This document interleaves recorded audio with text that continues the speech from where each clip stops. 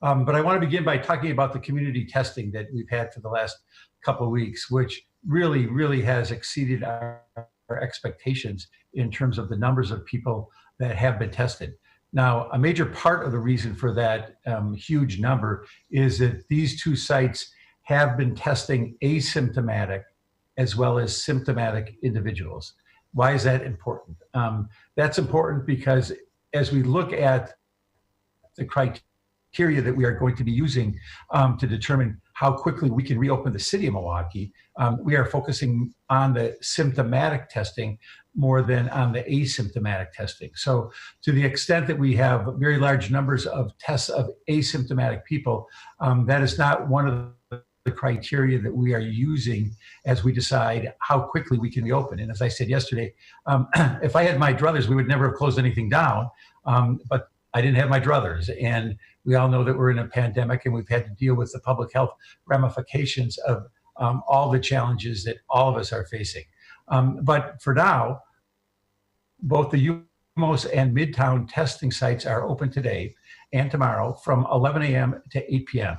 Next week, beginning on Tuesday, May 26th, the UMOS site, which is at 2701 South Chase, will be open for testing from 11 a.m. to 8 p.m. The Midtown testing site will be put on pause next week as we evaluate the continued need for testing and next steps. I would point out that at that location, there is an Aurora site that has testing that is for symptomatic individuals, but there will continue to be testing at that site. That site's closer to the corner of 60th and Capitol. The testing we've been doing for the last 2 weeks has been primarily north of the major buildings on that site. So there will still be testing there for symptomatic individuals through Aurora. That needs to be done through your healthcare provider. But on UMOS, we will continue to have the community-wide testing. Part of the reason this is important, and Dr. Weston may touch on this, I have been struck by how widespread the coronavirus has been now on the South Side, and in particular in our Hispanic community.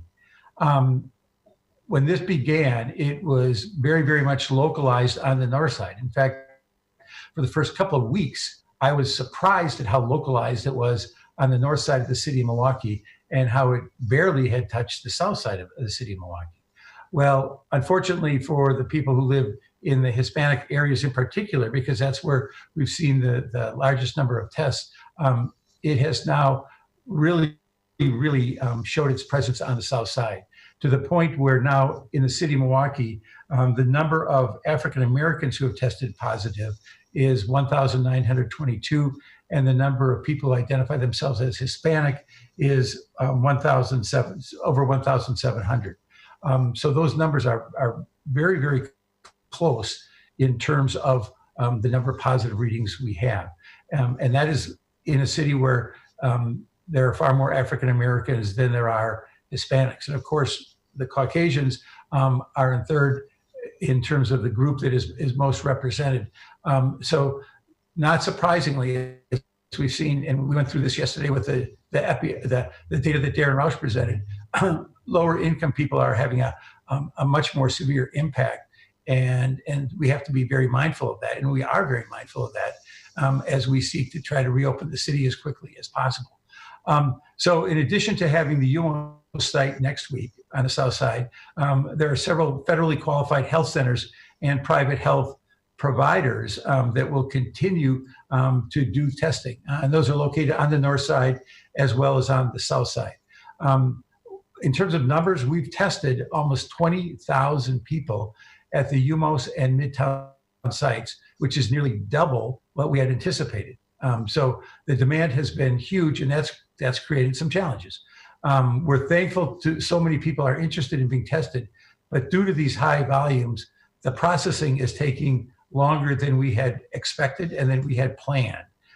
We had originally planned to have people contacted within days. I understand, and I know that there have been a lot of calls to City Hall that a number of people have not gotten those results. We've worked through these challenges, and we hope any backlogs in processing will be cleared quickly. So we're working with the National Guard, we're working with the state, we're working with Exact Sciences, which is providing the tests, so that we can get that information to people as soon as possible. And the reason we want to do that is we know testing is critical. We need to know who has the virus so we can begin contact tracing immediately and reduce the spread of the disease. So again, and we're really happy that we've been able to bring that community testing. We know that there's more work that has to be done in contacting individuals, and that's going to happen. And hopefully we'll have that ironed out over the weekend. I know a lot of people are working on this over the weekend. And speaking of the weekend, of course, Memorial Day is here. It was a beautiful day yesterday. It's a beautiful day today. Our human instincts are to be out and be with people. I have no problems with people being out. If you're interacting with other people, please, please, please wear those face masks. What we're seeing over and over again is just the positive impact that wearing those face masks has on reducing the spread of this disease. And Dr. Weston has talked about this before, and we are continue to evaluate whether we need to have in place in the city of Milwaukee requirements, in particular for people who are interacting in retail locations or with other people, the wearing of face masks. But I just want to remind people how important that is, as is the physical distancing that needs to take place. We are still under our order. We're in phase 2 of what I consider to be an orderly resumption of normal life here in Milwaukee. We moved to phase 2 on May 14th. We will reevaluate on May 28th. And hopefully, and I say that with a lot of sincerity, hopefully we'll be able to move to phase 3 by then, but we're following the science very closely. And the testing is part of this, the tracing is part of this, the hospital capacity, the hospital usage. And as Dr. Weston has said for the last couple of days, we have seen an increase in hospital utilization. At the same time, we have seen a decrease in deaths. So these are all factors that go into what we will be using to determine how quickly we can do things. When we do reopen, it's not going to be going at 100%. It's going to be a phased reopening. And we want to continue to work with the restaurants, with the bars, with the faith community, with retail to make sure that we are helping them help themselves. But there's a lot of work that's continuing to go on. Memorial Day's here. Please be safe. Please be safe. Please socially distance. And with that, I'm going to turn it over to Dr. Weston. Doctor? Thank you, Mr. Mayor. Good morning. For this early update, our current numbers are 5,727 confirmed cases of COVID-19 in Milwaukee County and 546 individuals who have died. A quick note, as you look at the results on our dashboard, you'll see that it appears that there's a substantial increase in percent positive cases. It's important to note, as we've talked about before, positive cases are often resulted and entered into the state database before the negative cases. So the last couple of days are always typically skewed upward. But this is particularly the case with the delay in test processing from the National Guard testing sites that we've talked about. So once those results are all in, we'll have a better idea of the true trends of disease in our community. But that said, these positive results, coupled with the increase in hospitalizations, speaks to the fact that COVID-19 is still very much in our community. With that in mind, as we move into Memorial Day weekend, we all want to be able to gather and spend time with family and friends, and I do too. However, we must be cautious.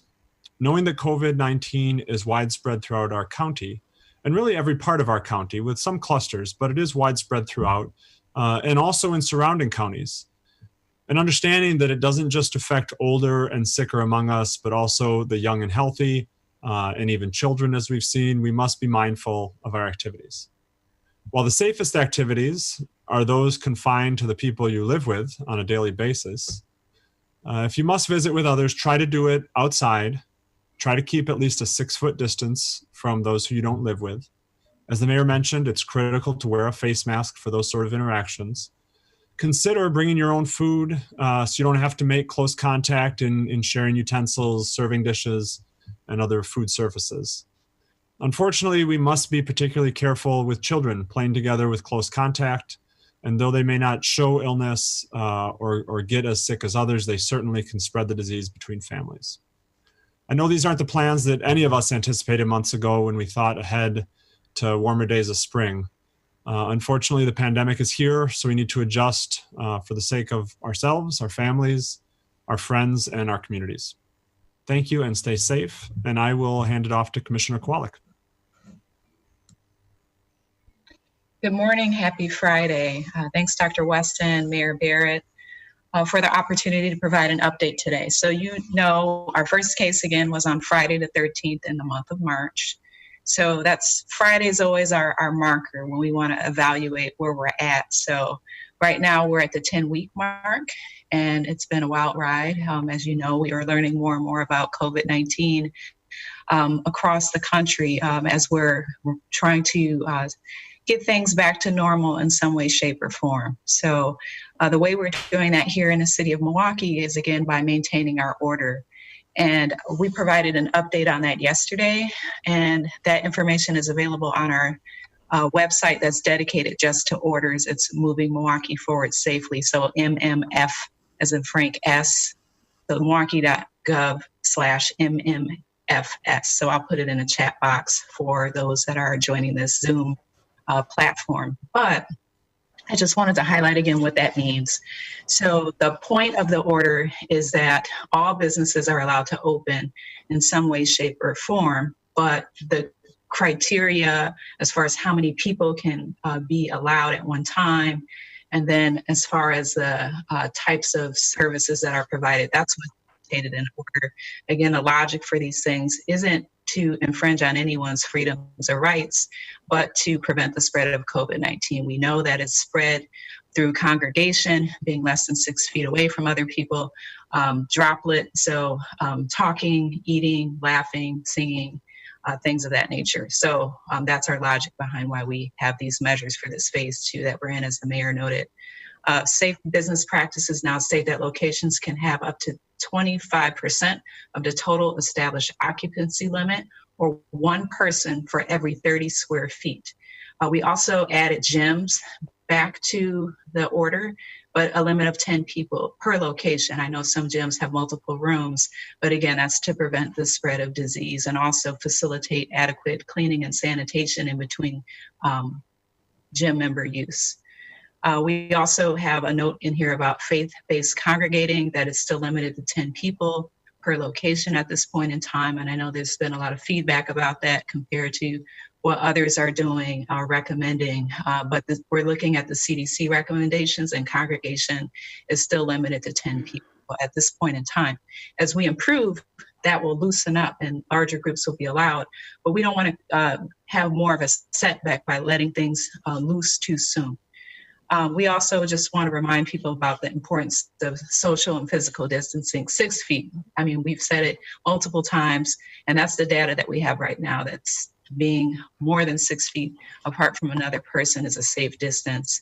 Also wearing a mask or mouth covering is important. One, that is, if you are infected with COVID-19 and you're unaware, or you are aware that you're preventing or trying to contain that from being spread to other individuals.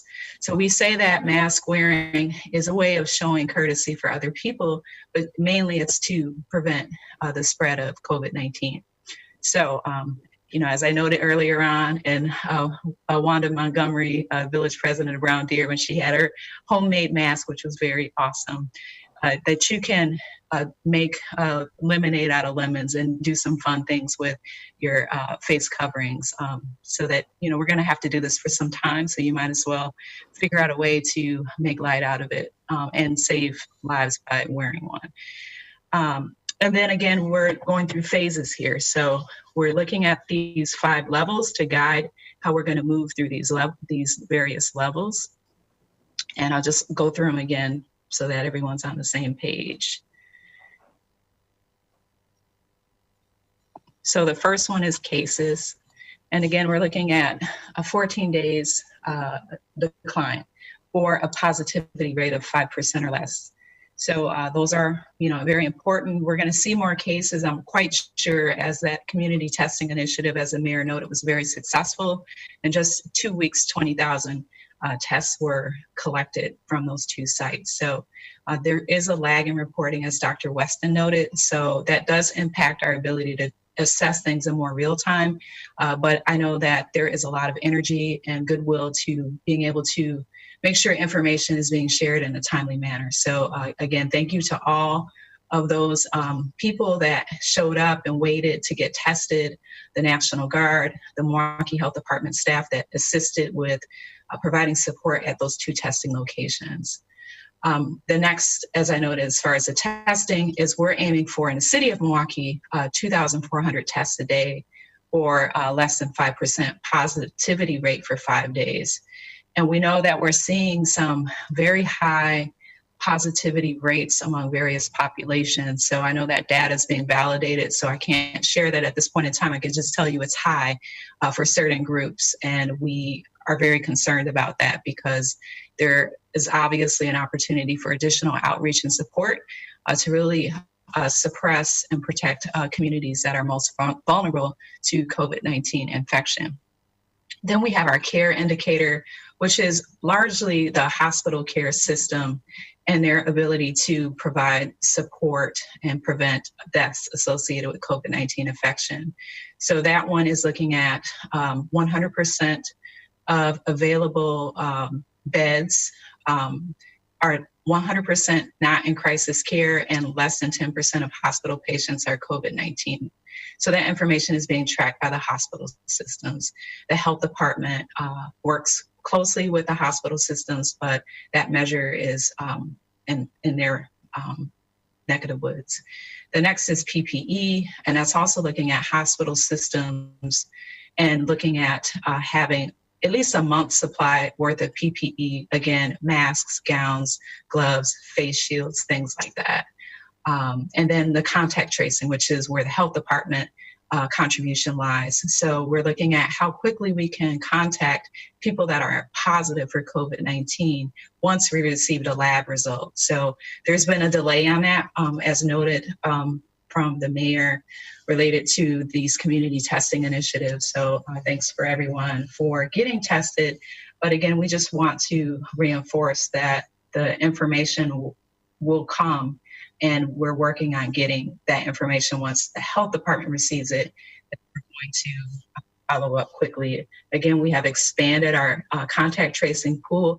We had a very small group in the early weeks of our outbreak response, and thankfully we've been able to expand with the help of our partners in suburban Milwaukee County and the state, and then also redeploying other city of Milwaukee staff, including Milwaukee Public School nurses, to the health department. So we're about at 150 contact tracers, and we aim to increase to 200 because we know that, to have more people on deck to provide more widespread follow-up is going to be our path forward so we can get to this green. So once we move to the yellow for all of these measures, then we will move into the next phase, phase 3.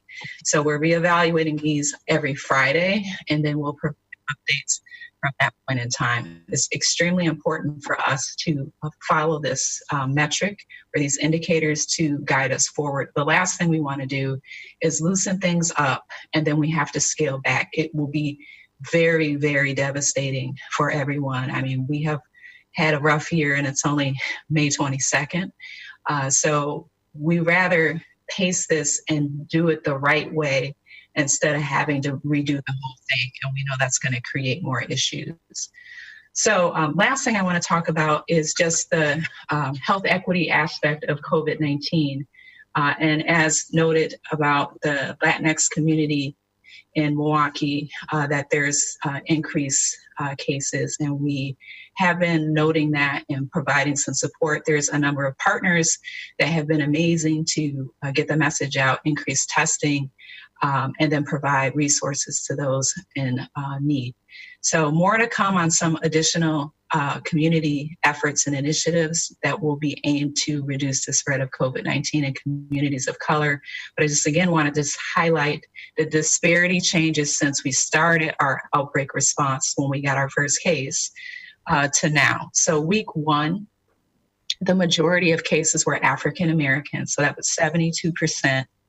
Latinx was 10%, white was 23%, and Asian and Pacific Islander was 2.5%.